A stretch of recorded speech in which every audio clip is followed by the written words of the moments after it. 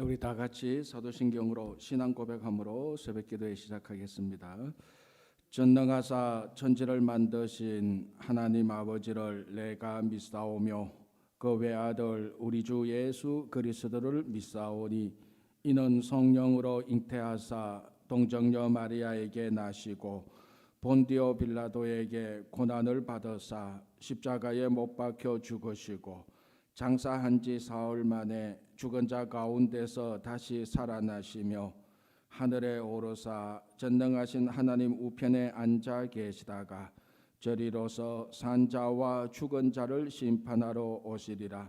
성령을 믿사오며 거룩한 공예와 성도가 서로 교통하는 것과 죄를 사하여 주시는 것과 몸이 다시 사는 것과 영원히 사는 것을 믿사옵나이다. 아멘. 544장 찬송합니다.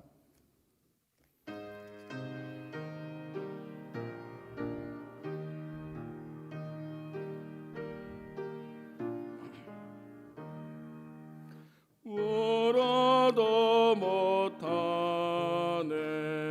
눈물 많이 흘려도 겁을 없게 못하고 죄를 씻지 못하니 울어도 못하네 십자가에 달려서 예수 고난 당했네 나를 구원하시리 예수밖에 없네 힘써도 못하네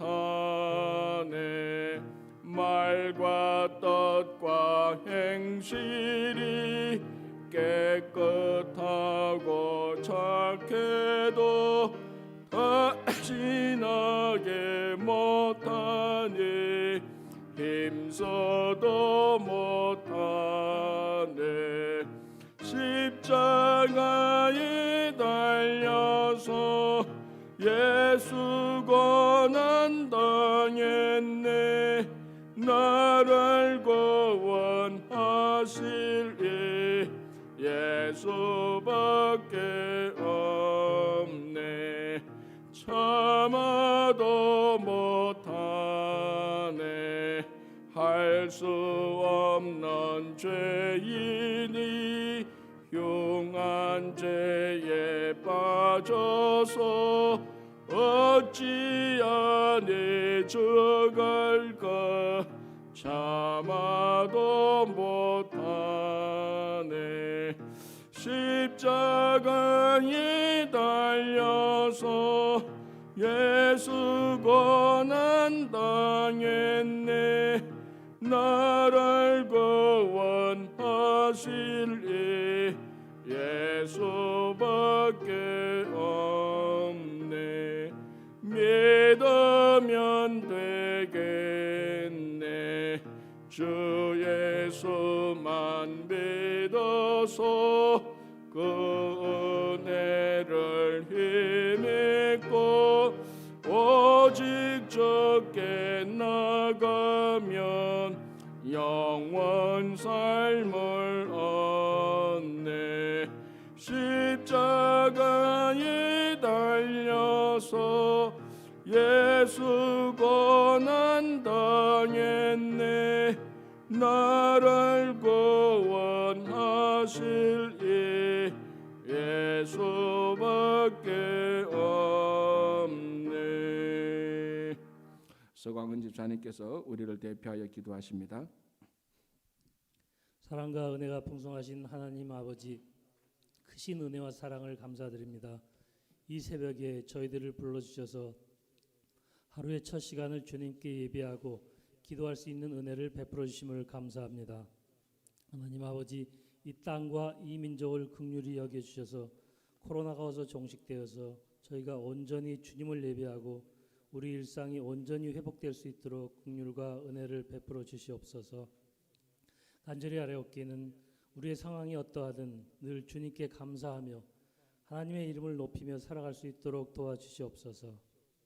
하나님 아버지, 저희 친구 교회를 늘 축복하시고 성령이 늘 살아있는 교회로 이끌어 주시옵소서. 하나님 아버지, 저희 빈상성 목사님께 영육간에 강건케 하여 주시고 목사님의 비전을 동행하셔서 형통한 복을 내려 주시옵소서.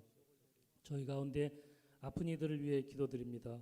특별히 김영만 장모님 모든 치료 과정 가운데 항상 동행하시며 응답하시는 주님 안에서 늘 평안케 하여 주시옵고, 기도하는 가운데 기쁨과 감격을 매일매일 은혜로 내려 주시옵소서.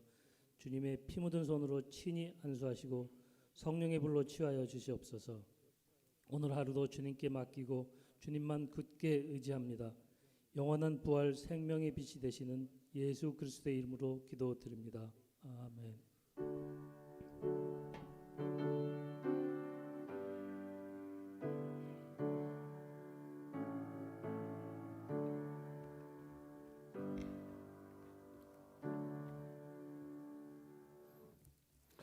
하나님께서 주시는 말씀 에스겔서 8장 보겠습니다.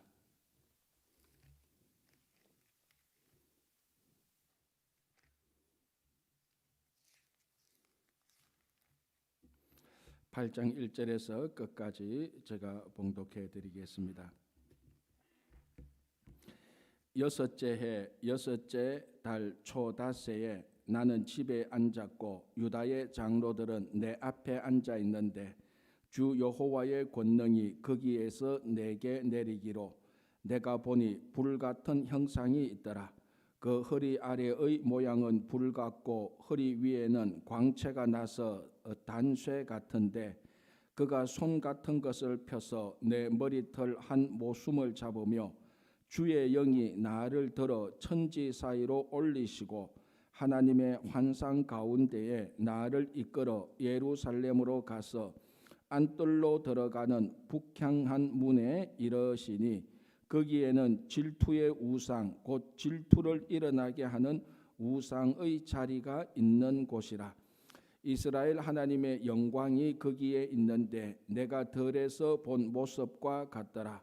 그가 내게 이르시되 인자야 이제 너는 눈을 들어 북쪽을 바라보라 하시기로 내가 눈을 들어 북쪽을 바라보니 제단 문 어귀 북쪽에 그 질투의 우상이 있더라. 그가 또 내게 이르시되 인자야 이스라엘 족속이 행하는 일을 보느냐. 그들이 여기에서 크게 가정한 일을 행하여 나로 내 성소를 멀리 떠나게 하느니라.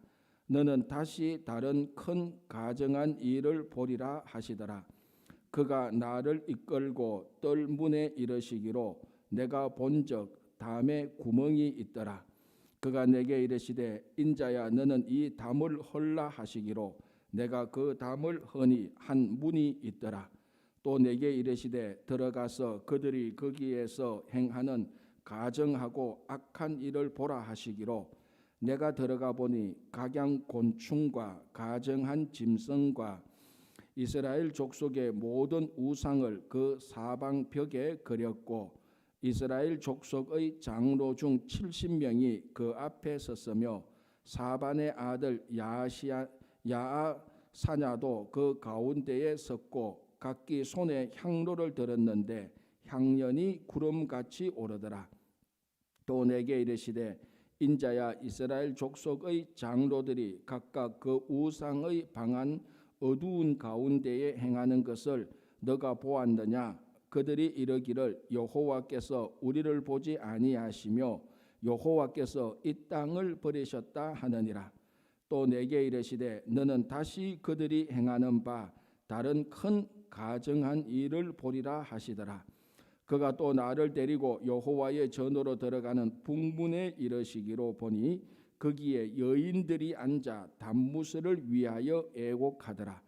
그가 또 내게 이르시되 인자야 너가 그것을 보았느냐. 너는 또 이보다 더 큰 가정한 일을 보리라 하시더라.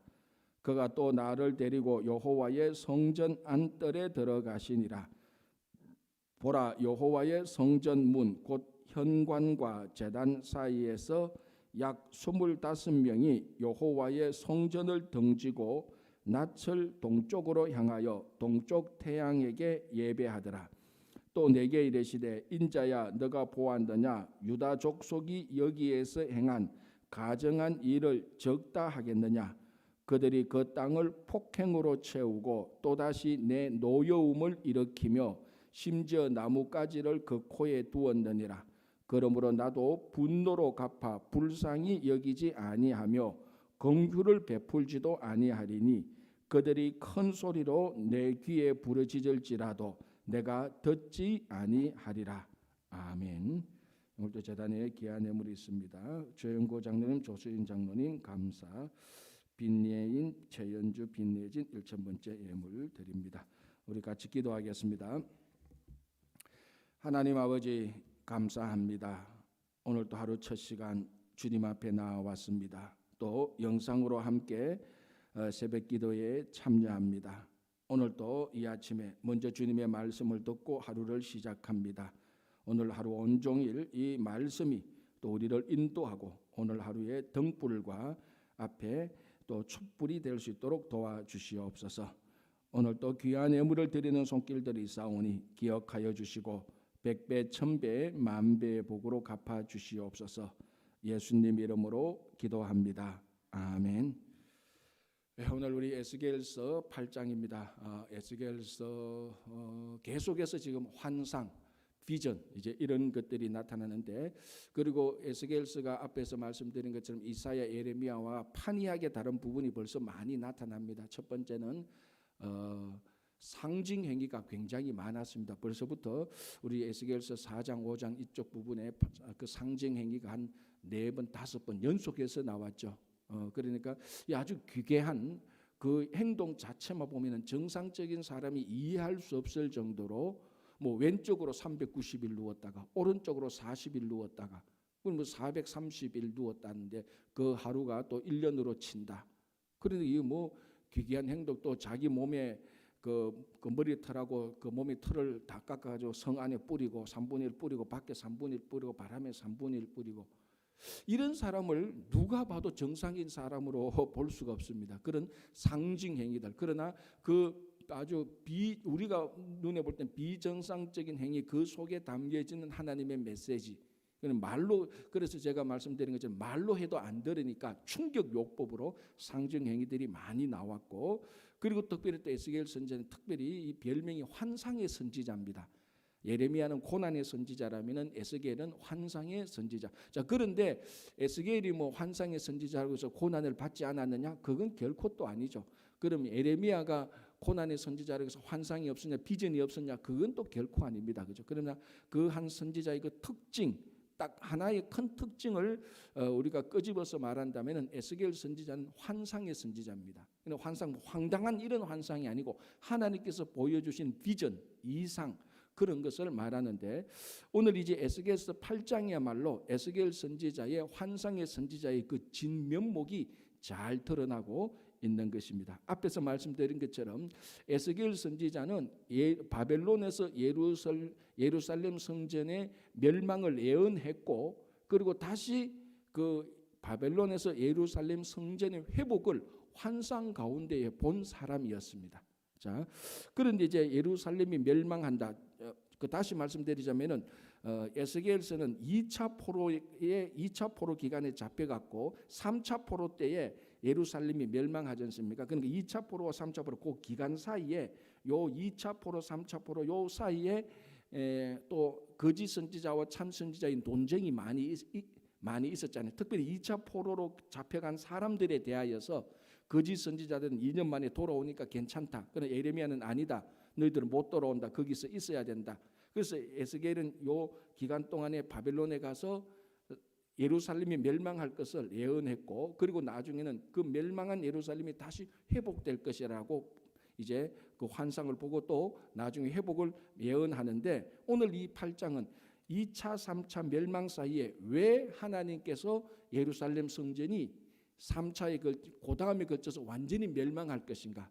왜 이스라엘이 멸망할 것인가에 대한 그 앞에 그 이유를 몇 가지 했는데 그 이유 중에 하나가 무엇이었는가 하면은 이스라엘 백성들이 성전을 더럽혔다.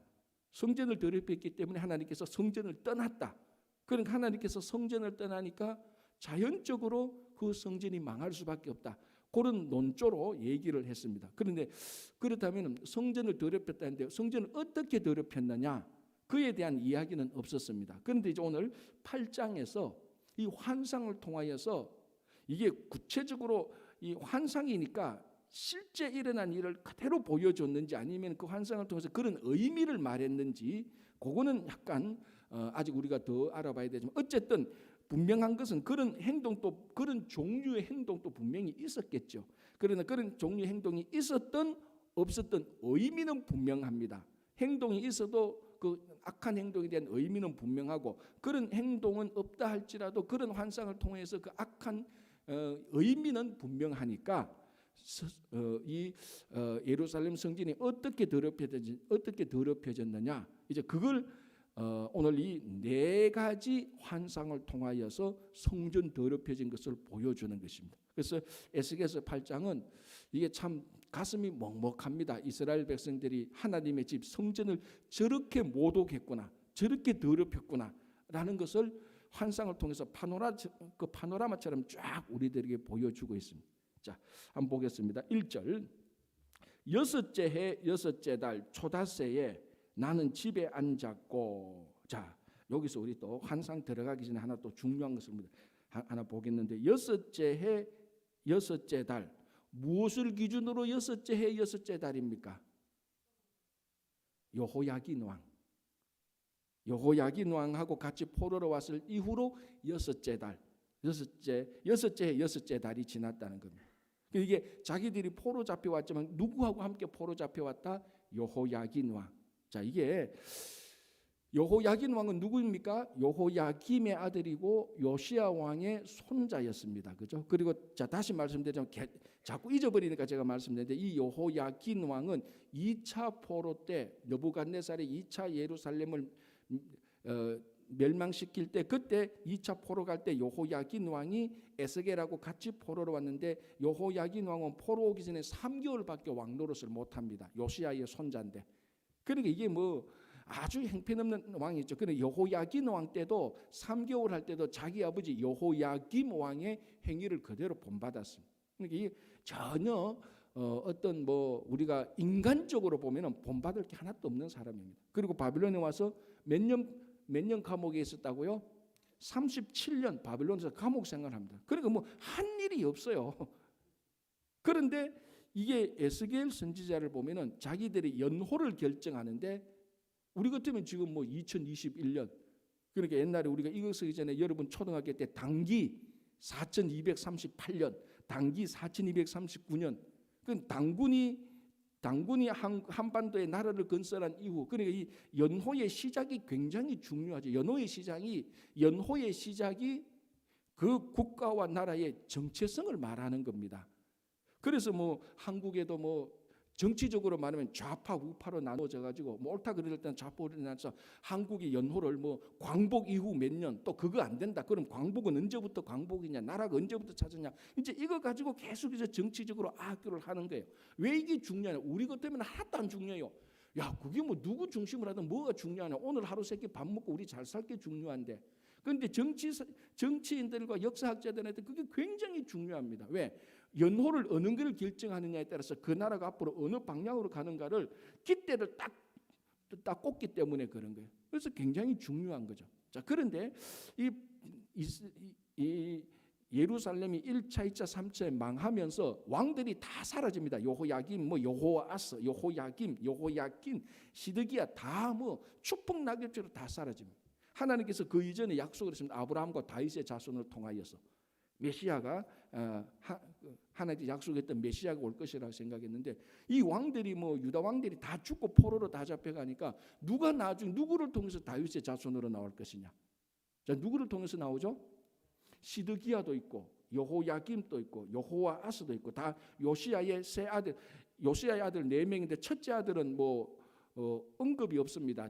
그 족보에만 한번 나오고 그다음 그 첫째 아들은 왕이 못 되고 둘째, 셋째, 넷째가 왕이 다 됩니다. 그게 여호아스, 여호야김, 시드기야, 여호야김 밑에 여호야김. 그러면 3명의 아들 가운데 누가 다윗의 와서의 정통을 이어갈 것인가? 여호야김, 여호야긴입니다. 그러니까 이제 여기 여섯째 달의 기준이 여호야긴이네. 자, 마태복음 한번 볼까요? 마태복음 1장 보십시오. 우리가 이때 이야기가 나온 김에 우리가 성경 공부를 같이 한번 보겠습니다. 마태복음 1장이 1장 1절에서 17절까지 예수님의 족보인데요. 참 이 족보만큼 우리가 신약 읽을 때 이 1장을 딱 펴는데 이거 뭐 좀 성경 좀 알려고 하는데 첫 번째부터 이 그 장애물이 바로 이 그 족보였지 않습니까? 이거 뭐 모르고 족보 읽으면 진짜 따분해요. 근데 건너뛰려니까 1장부터 건너뛰기도 또 찝찝하잖아요.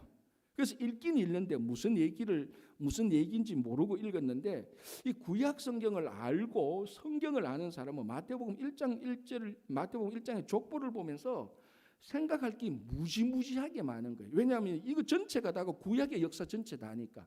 근데 또 구약의 역사를 마태복음 족보를 보면은 구약의 역사를 어떻게 보느냐가 이 족보 안에 쏙 그대로 다 들어가가 있는 거예요.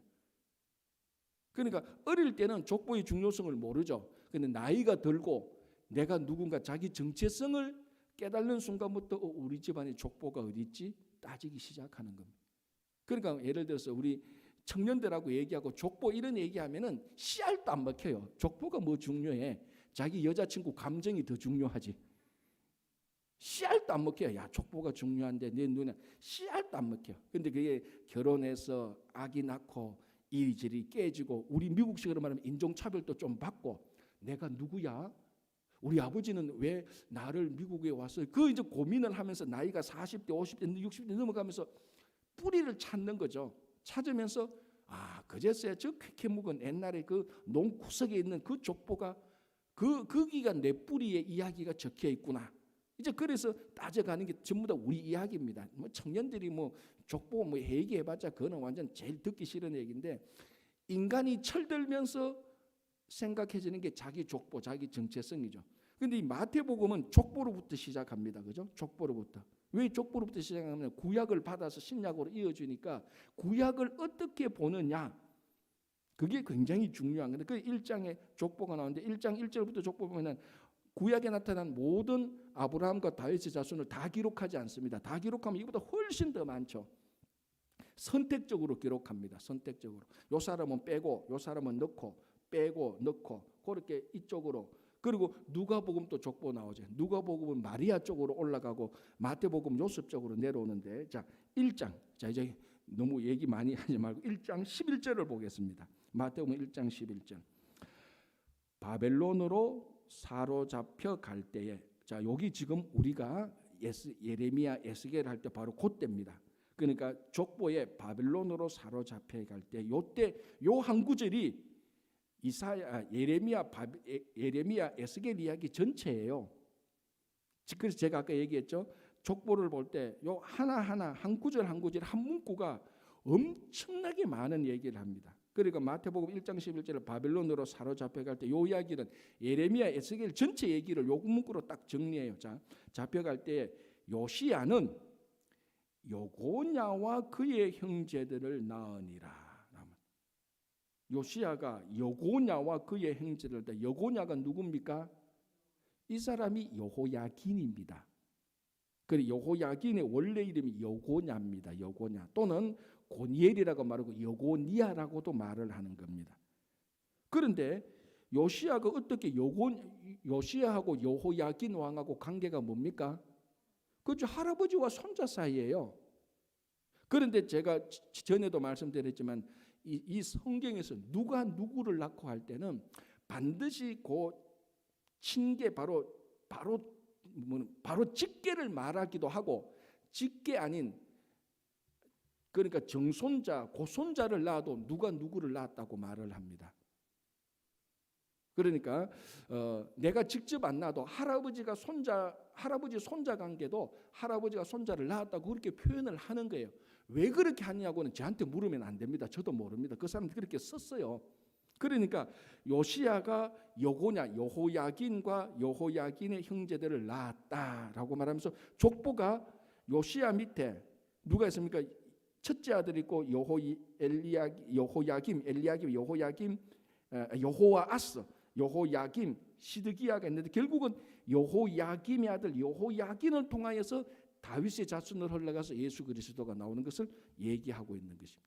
그래서 에스겔서는 여호와스도 연도도 정하지 않고 그리고 시드기야도 정하지 않고 지금 사실 여러분 어떻게 보면은 시드기야 왕 몇 년 때에 이렇게 얘기를 해야 됩니다. 자, 우리가 지금 이민 왔잖아요. 우리가 여기서 이민 할 때 한국 정부를 볼 때 문재인 정부니까 문재인 정부 그 앞에는 누구였죠? 이제 뭐 헷갈려. 박근혜 정부 이렇게 우리가 말을 하면서 야 우리가 할 때 야 문재인 정부가 몇 년 됐지? 박근혜 정부가 몇 년 됐지? 우리도 은연중에 한국 정부 그것을 우리가 얘기합니다. 그런데 이 에스겔 때는 이제 그런 사람 얘기 안 하고 여호야긴하고 자기하고 포로 왔을 때 그때부터 우리가 몇 년 됐다. 자기 정체성이 포로 생활하고 여호야긴 때부터 다시 시작하는.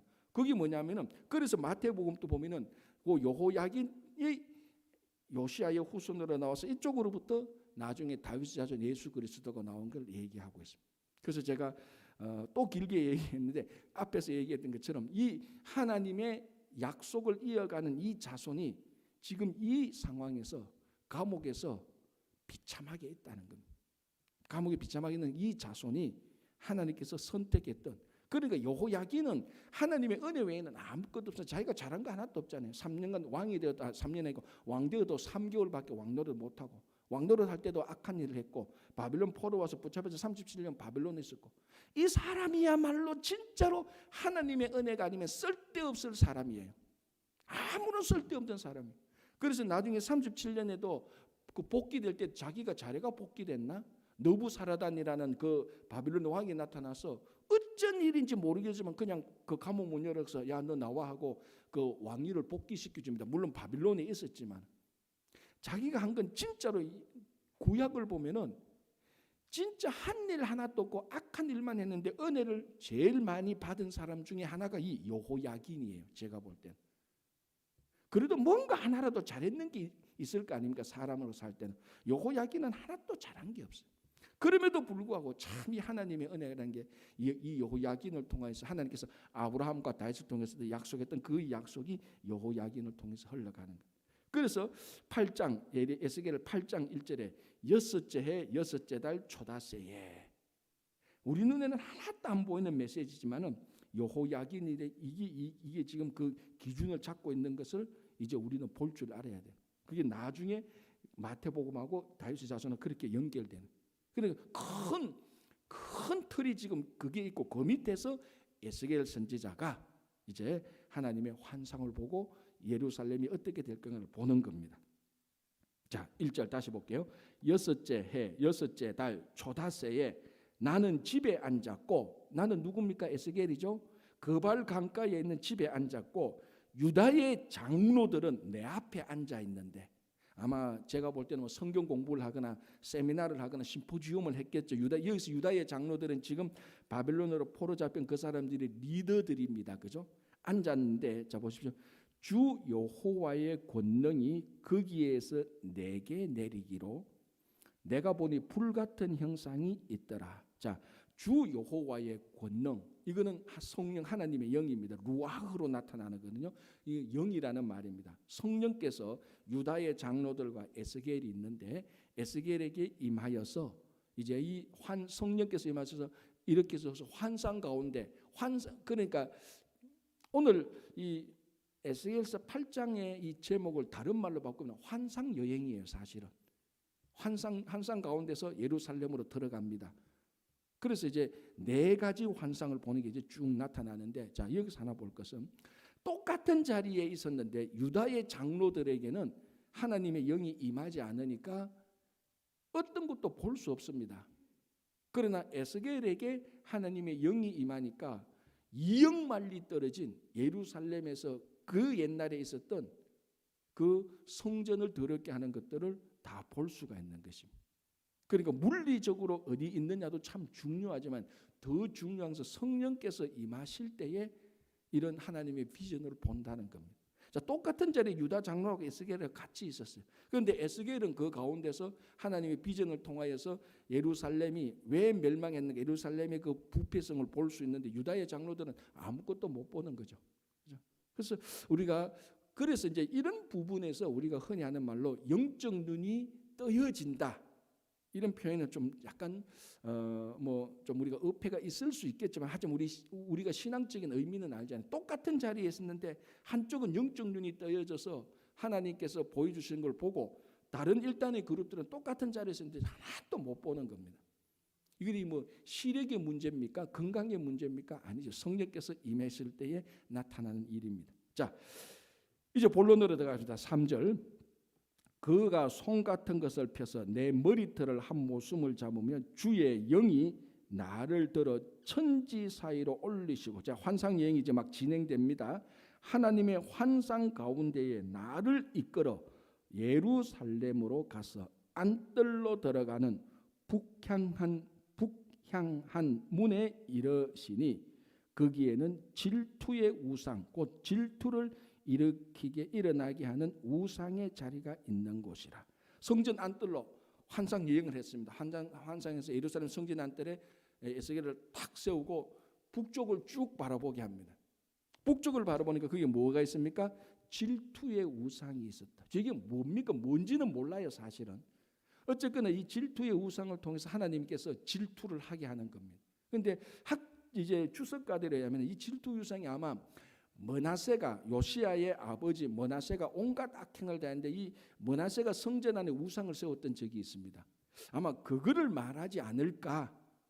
제일 뭐 궁극적으로 질투 우상이 뭔가를 따져본다면 뭐 그럴 가능성도 충분히 있습니다. 어쨌든 이게 질투 우상이 무엇인가 보다 그 우상을 통해서 하나님께서 질투가 났다는 겁니다. 그래서 어떤 이제 다른 종교가들은 성경을 보면서 신이 뭐 질투를 하고 쪼잔하게 말이지, 신은 초월해야 되는 존재 아닙니까? 그죠? 신은 인간 세상에서 무슨 일을 하든지 신적인 존재라고 말하면 초월성, 그걸 딱 이 초월한 신이 인간처럼 말이지 사랑하는 연인 사이에 질투하듯이 질투하시는 하나님이 뭐냐? 우리 구약 성경에 질투하시는 하나님이 나옵니다. 그래서 어떻게 그 이야기를 가만히 듣고 보면은 야, 우리가 믿고 있는 이 여호와 하나님 좀 쪼잔하다. 우리처럼 뭐 질투나 하고 있어.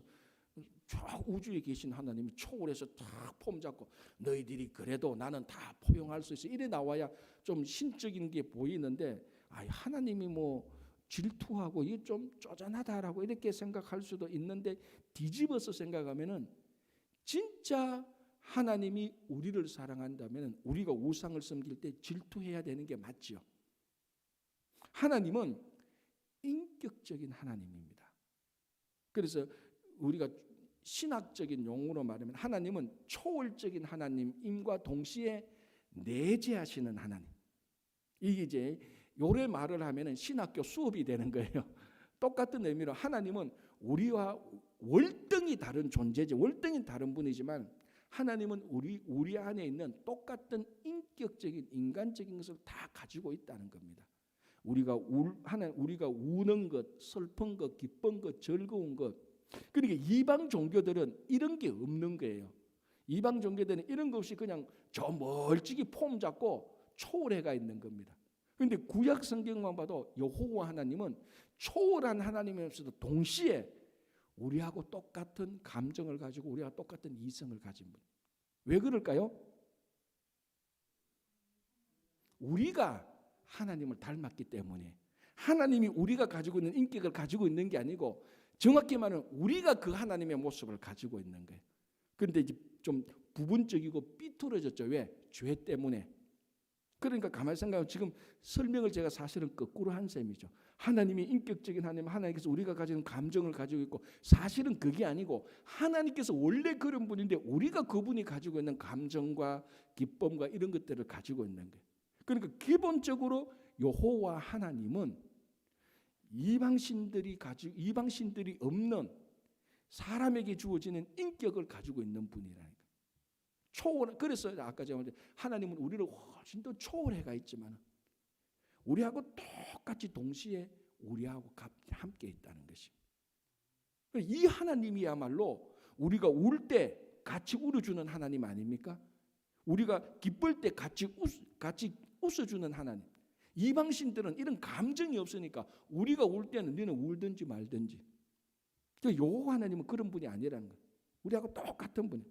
그러니까 여호와 하나님께서 우리를 얼마나 사랑하는가를 보여주는 표시가 질투하는 하나님이에요.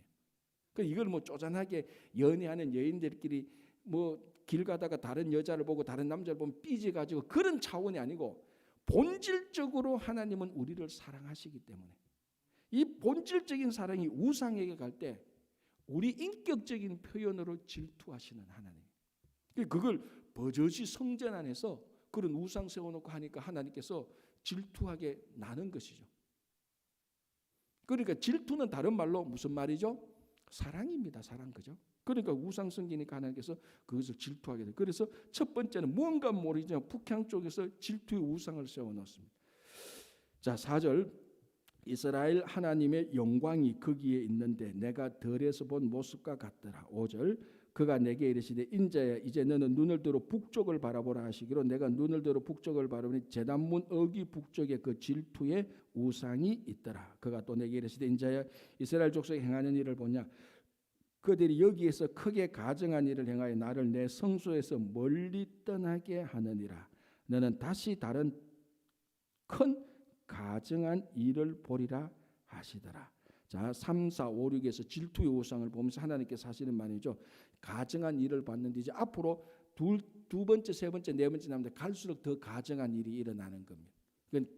단계가 더 커지죠. 자, 그러면서 여기서 이렇게 말하죠. 크게 6절에 크게 가증한 일을 행하여 나로 내 성소를 멀리 떠나게 하느니라. 자, 성소에서 가증한 일에서 성소를 더럽히게 하니까 하나님은 근본적으로 불결, 성결하고 정결하지 못한 것과는 하나님은 근본적으로 함께하지 못합니다. 그래서 하나님께서 성전을 더럽혔기 때문에 하나님께서 성전을 떠나는 겁니다. 그래서 하나님이 떠난 성전은 금방 망할 수밖에 없죠. 그런데 나중에는 이스라엘 백성들이 말하기를 하나님이 우리를 버리셨다 이렇게 말합니다. 이제 그게 두 번째 환상 때 그 사람들이 말하죠. 하나님이 우리를 버리셨다. 하나님이 우리를 버린 게 아니고 자기들이 하나님을 몰아낸 거죠. 성전을 더럽게 해서. 그렇죠? 자, 7절 그가 나를 이끌고 뜰문에 이르시기를 내가 본 적 담에 구멍이 있더라. 이제 두 번째 이제 환상을 봅니다. 담에 구멍이 있는데 그가 내게 이르시되 담을 헐라 말합니다. 담에 구멍에서 구멍을 통해서 담을 헐어버립니다. 그러니까 9절에 보니까 8절 끝에 내가 그 담을 여니 한 문이 나타납니다. 자, 이런 걸 가리켜서 우리가 뭐라고 말하죠? 비밀 아지트가 있었습니다. 우리 어릴 때 애들이 좋아하는 몰래 숨는 것. 성전에 담이 있는데 무슨 담이냐면 구멍에서 그걸 통해서 헐어버리니까 안에 이상한 비밀의 문이 하나 있는 겁니다. 좋은 징조일까요? 나쁜 징조일까요? 좋은 징조일 리가 없죠.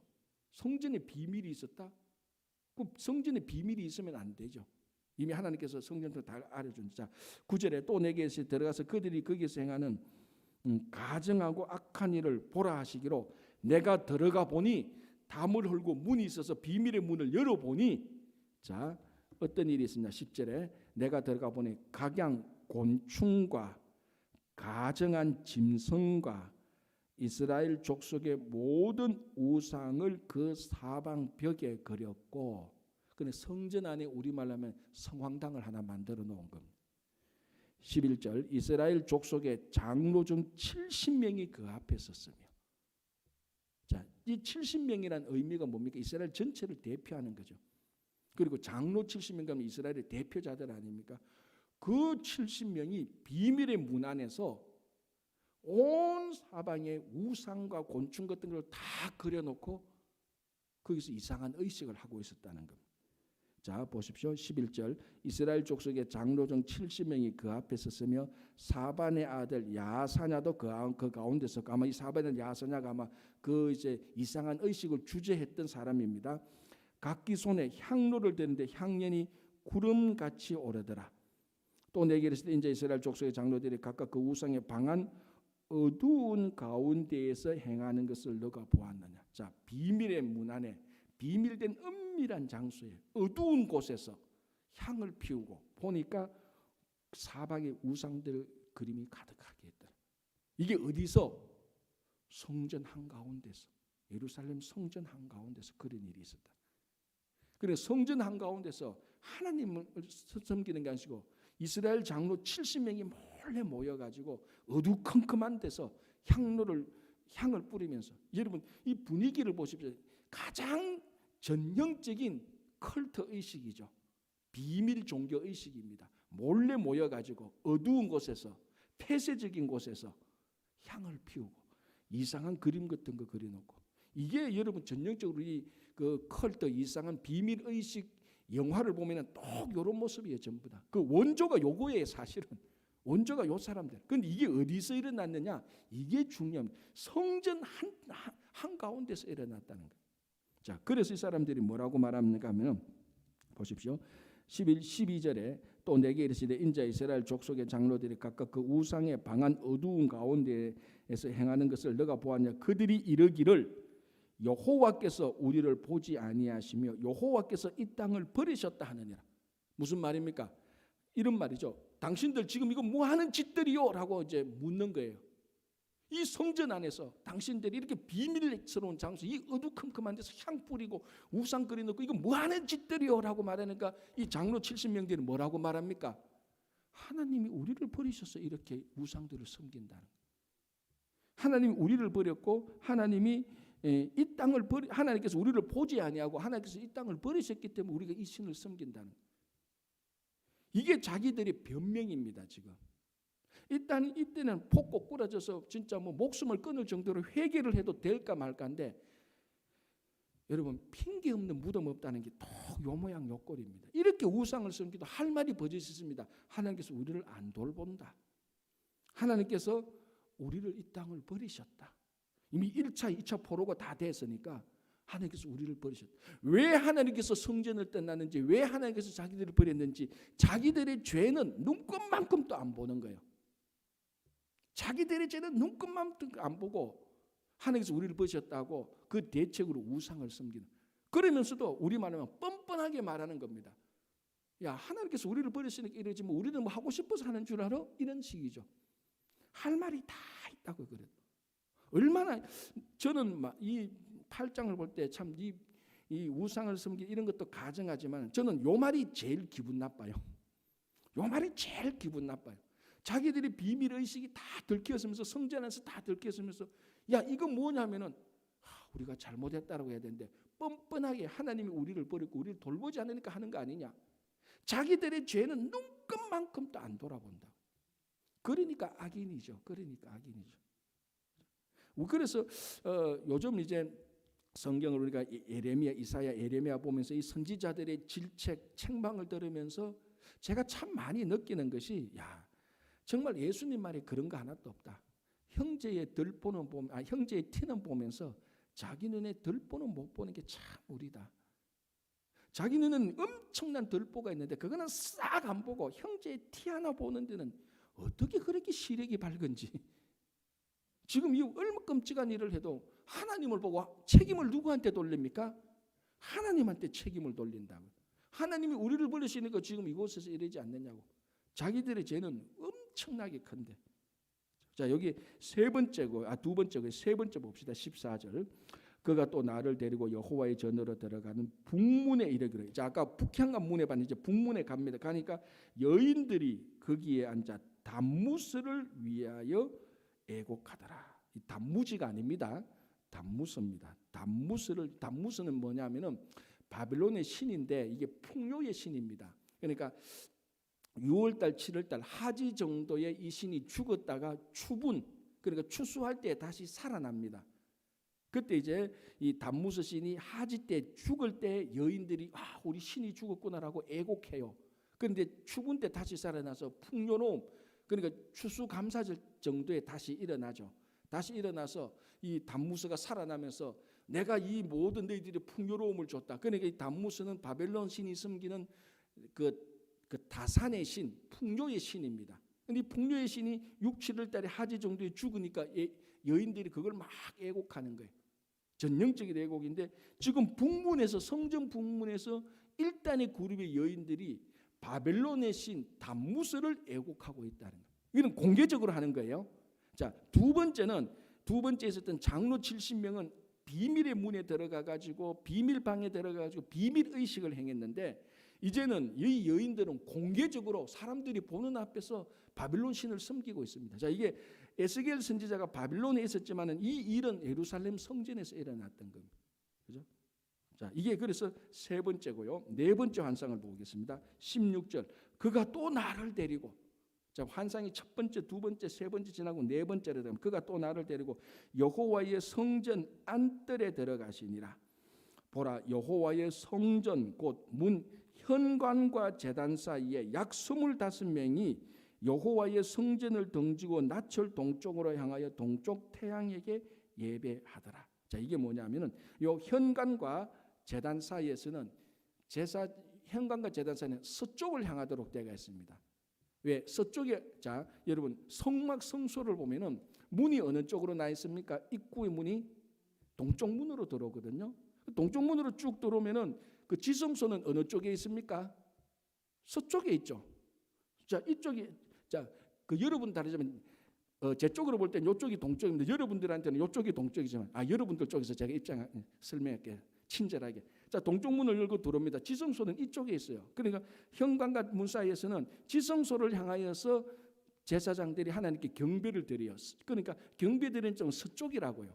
그런데 이쪽에서 요 사람들이 지성소를 향하지 않고 동쪽을 향해서 동쪽 태양을 향해서 경배하는데, 이 동쪽 태양이 혹자는 담무스 신이 동쪽의 태양신하고 같다라고 얘기를 하는 사람도 있고, 그건 별개로 이 여기서는 동쪽 태양은, 자, 여러분 이스라엘 백성들이 동쪽에 어느 나라가 있습니까? 바빌론이 있잖아요.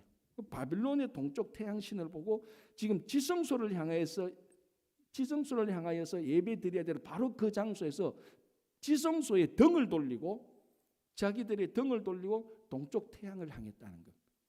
정면으로 하나님에게 등을 돌리고 바벨론 사람들이 섬기는 태양신을 섬겼습니다.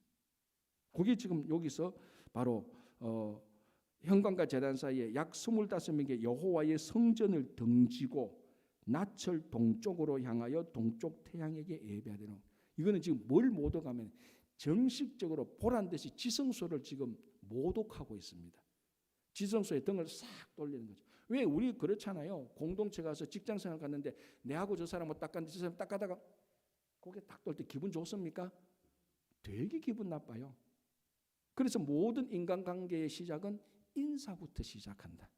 근데 인사부터 안 하면 그건 끝인 거예요.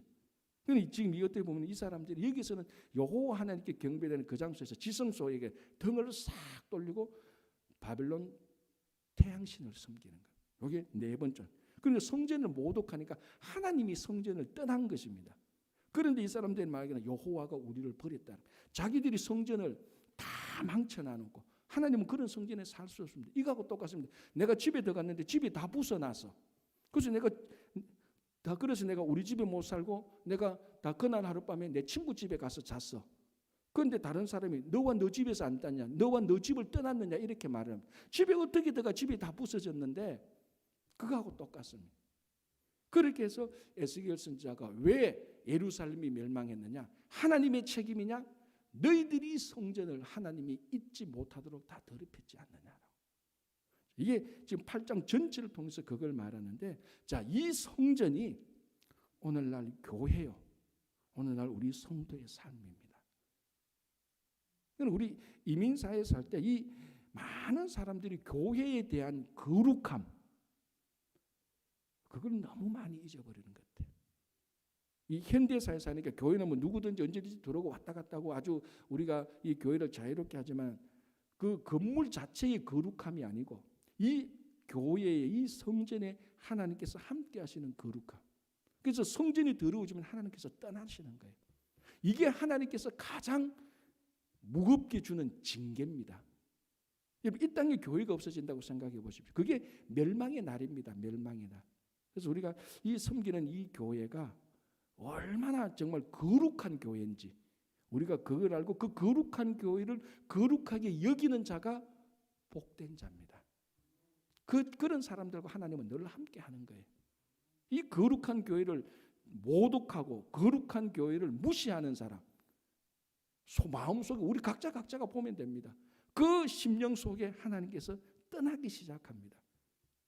그죠? 그래서 예수님께서 이 교회는 예수의 몸이요 예수 그리스도의 이 교회의 머리는 예수 그리스도라고 말을 했어요. 그래서 우리가 다시 한번 이 8장에서 성전을 더럽히고 있는 온갖 우상 숭배한다는 이게 우리 이야기예요. 내가 내 입과 내 생각과 내 말과 행동을 통해서 이 사람들만큼 하나님의 거룩한 교회를 우리도 무시하고 있다는 우리 자신을 되돌아보고. 그래서 있잖아요. 저는 아까 내가 말했잖아요. 제일 기분 나쁜 게 두 번째, 하나님이 우리를 버렸다. 하나님께서 우리를 돌보지 않는다. 저는 이 말이 제일 기분 나빠요.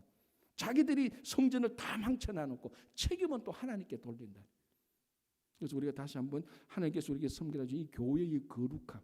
세상은 교회를 멸시하지만요, 성도조차도 교회를 멸시하면 안 되죠. 그래서 우리가 다시 한번 이 하나님께 주신 이 교회를 중심으로 이 나라의 하나님 확장에 힘쓰시는 여러분 되시기를 바랍니다. 기도하겠습니다. 하나님 감사합니다. 예루살렘 성전이 부패하고 모독당했을 때 하나님께서 성전을 떠나는 것을 보며 오늘 이 거룩한 교회가 우리가 말과 생각과 행실로 교회를 무시하고 교회를 멸시할 때 하나님께서 이 교회를 떠날 때 하나님께서 우리를 떠난다면 우리가 다시 한번 어디로 가서 어디에서 살 수 있을까를 생각하며 주님께서 이 땅에서 하나님 나라의 전초기지로 세우는 이 교회를 통하여서 우리가 다시 아버지 하나님 거룩함이 회복되고 교회를 통하여서 하나님의 영광을 바라보며 교회를 통해서 하나님의 영광을 실천하는 좋은 성도들 될 수 있도록 도와주시옵소서. 건강과 재정과 또 여러 가지 일들로 어려움과 힘듦을 가지고 주님께 기도하는 모든 성도들의 기도를 들으시고 응답해 주시옵소서. 예수님 이름으로 기도합니다. 아멘. 자, 이렇게 기도하시고 돌아가시기 바랍니다.